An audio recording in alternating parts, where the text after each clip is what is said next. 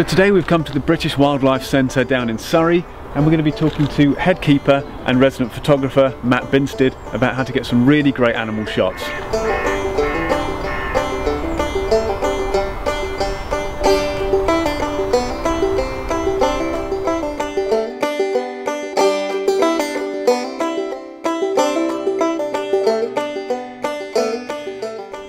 Now, a lot of people think photographing captive animals is easy, but it's not. I mean, it's a good way to come and learn key skills which you can then take out with you when you go and try and photograph these animals back out in the wild.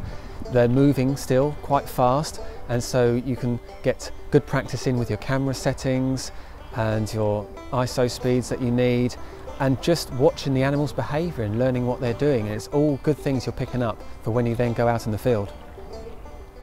I think it's really important to know and understand the animal's behaviour and just learn about that before you go out and photograph them, because it just gives you a better understanding of where they might be or how they might act, and gets you better prepared to get into a good position for a good photograph.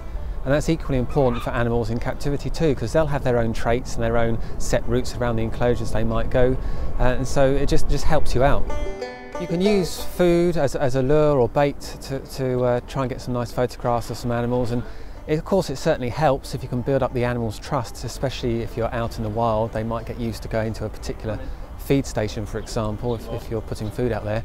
But sometimes, to be honest, I think it's much better just to leave the animals to themselves. You get a lot more natural behaviour from them then, and even working with captive wildlife, just let them do what they want to do, and you'll get some much more natural, much better looking photographs, in my opinion.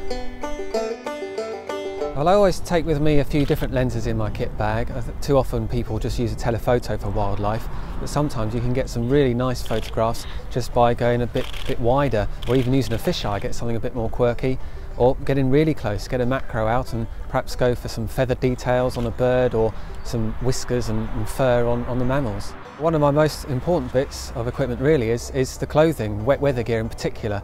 It just allows me to get down and dirty in the mud or right on the edge of water, for example with the otters, where you can get some much nicer low angle shots and some of the reflections of the otters back off the water surface even.